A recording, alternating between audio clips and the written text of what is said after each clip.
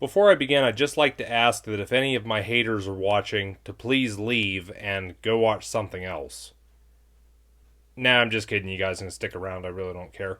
But anyways, today we're going to be taking a look at this Fast and Furious Nano Scene set by Jada. I got this, I believe, at the beginning of the month. And I picked this up, one, because of the train slash railroading theme of this set. But also because I thought it'd be interesting to take a look at it here on the channel. But basically, this comes with diecast vehicles, which I got a feeling there's not a whole lot of diecast in this set, but that's yet to be seen. But anyways, let's go ahead and get started. I'll bring up the box here, and you can see how the set is presented. I like the background, which is probably just a still from the scene which the set is based off of. But you can see that part of the set is presented here with the locomotive and the two cars. And getting on to the box, says diecast vehicles, but I'm curious how much diecast is actually in this set. Right here it says that this is the final race set. Going on to the side of the box, you can see it says contents to diecast vehicles, 23 parts. Going on to the back, shows a little bit more about this set here. Not really a whole lot to say about this, but basically there's the set in its entirety, I guess. And not really anything else on the box other than on the bottom here. Pretty much, I think, just licensing and what have you. If you want to read any of that, you can pause the video. But with all that, I think I'll go ahead and get this out of the box now.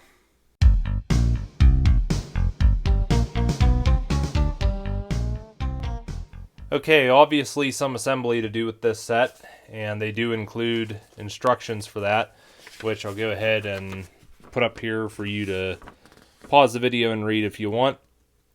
This mainly just shows the parts which are included, some other information if you have any problems. But on the back are the assembly instructions, which I'll have to take time, review these, and then I can start putting the set together. But I'll probably do another time lapse here because obviously it's going to take a while to put all this together, and I still got some unpacking to do.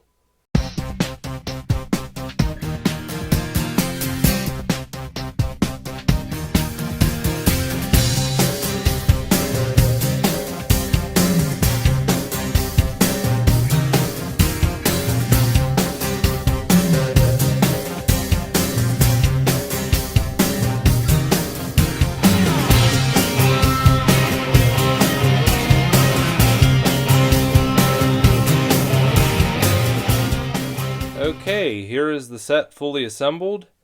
I had two crossing gates left over, and these are for if you want to swap out the broken ones, which are on the set already. But one thing I want to say is assembly on this was really difficult. Some of the pieces didn't want to go together that well, and it was a real head scratcher with where some of this stuff went. But I will say I'm seeing quite a few things with this set I'm disappointed with. But, I think there is some redeeming features as well. So as you already saw, the set came with two cars. The first one is, I believe, Dom's Charger, and the second is, I'm not sure whose car this is actually. This may come as a surprise to some of you. I've never seen any of the Fast and Furious movies and probably should have phoned a friend before making this review. But bringing up the Charger here, you can see that this is nicely detailed for what it is. It's got some detail around the windows, especially like the blower coming out of the hood. A little bit of paint around the grill there. The wheels don't look too bad either. And going around to the other side, about the same. Bumper and taillights. Going underneath, you can see their 1970 Dodge Charger, some other information in regards to like licensing and such. Nicely little detailed car. And getting on to this next one, which I'm not sure what it is, so yeah, right there, Toyota, some other information and what have you. Quite like the paint job on this. I believe that's metallic paint. I'm not sure how accurate these cars are to the real movie ones, but yeah, overall looks pretty nice. And I've actually got some of these from all Transformers because Jada did some of those, and then also I got my friend Eddie, also known as Captain Rolls here on YouTube. I got him some DeLoreans from Back to the Future there. What, a couple years ago now. But yeah, these cars look really nice, and they also come with these little plastic stands that you can put underneath the cars here. And basically, this is how they have that jumping look when you put them on the set there. So, you know, a lot of good things to say about these little cars. And I know my viewers are probably curious about the train that came in this set. And, you know, from first glance, it doesn't look too bad, but the more you look at it and the more you have a feel, it's not good. This is all plastic, and it's not overly detailed, quite boxy. I'm not sure what exactly this locomotive is based off of. I'm thinking a GP unit probably. As for the paint scheme on this, it's kind of reminding me of either Wheeling and Lake Erie or possibly Rio Grande. But yeah, it's definitely not something that's going to turn heads. Granted, it's not the main focus, but you know, I was kind of hoping when they said diecast vehicles, I was kind of hoping this had been made of diecast, at least, you know, make it a little bit better. But along with this, you've also got this, I want to say it's a flatbed, but it's, you know, basically a car for carrying lumber, if I'm correct. There's no moving parts on this. I mean, the wheels turn, but like the trucks on this, they don't turn. And I was quite surprised. I was honestly thinking this car here was going to be about the same size as this locomotive. But, and yeah, I mean, if you're buying this set mainly just for the train, you're in for some disappointment in more ways than one. Unfortunately, I can't say this train works very well on this set because it rides rough to begin with.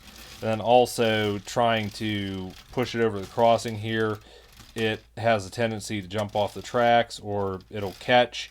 And I mean, the big problem is that just the flanges are so fine on this train, and then there's hardly any definition to these rail heads, but also the plastic construction just makes it so light.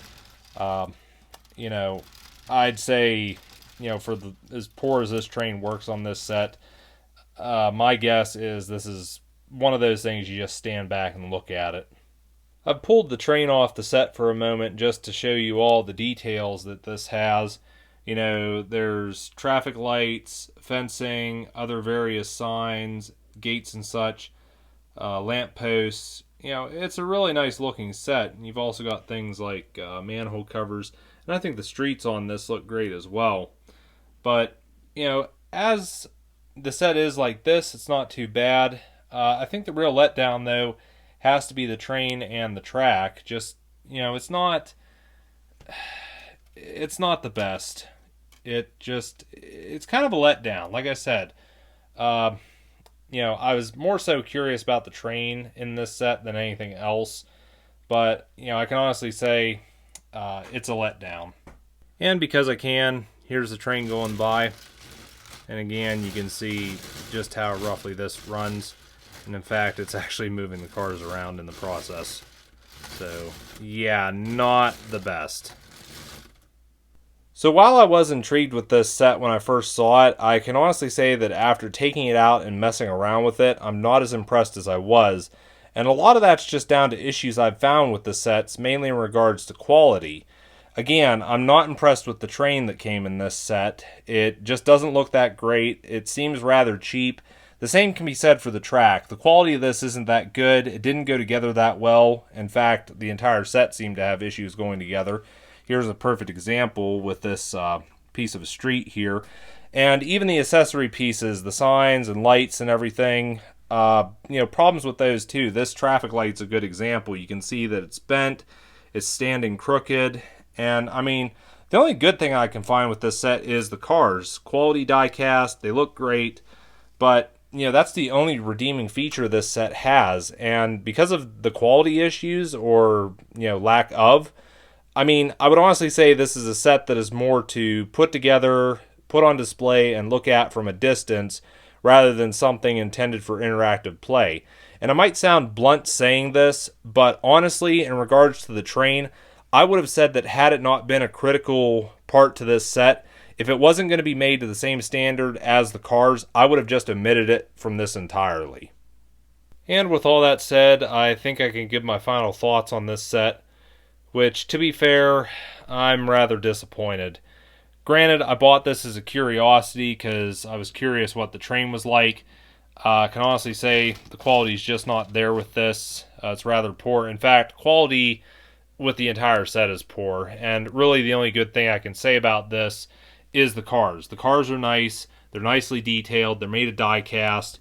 But, that's really the only thing. Everything else misses the mark entirely and is rather cheap in my opinion. And that's another thing, is I paid $20 for this set from Walmart, which I really don't feel it's worth that. And what's even crazier is you got sellers online who are charging like $50, if not more, for this set, and the value is just not there. Which, as to whether or not I recommend this, I can honestly say, no, I wouldn't. Unless you're a fan of the Fast and Furious and you plan on buying this set for the right price and you just want to set it up and display it and admire it from a distance, yeah. But if you're going to engage in interactive play with this, no, I wouldn't recommend touching it. But, I don't know. That's just my opinion. Maybe I'm too critical over this. You guys can feel free to let me know down in the comments below. Also, feel free to let me know how you would improve upon this set to make it worth that $20 value that I paid. But anyways, I think that's going to be it for now. Again, let me know your thoughts down below, and hopefully next time I'll be back with something a little bit better than this.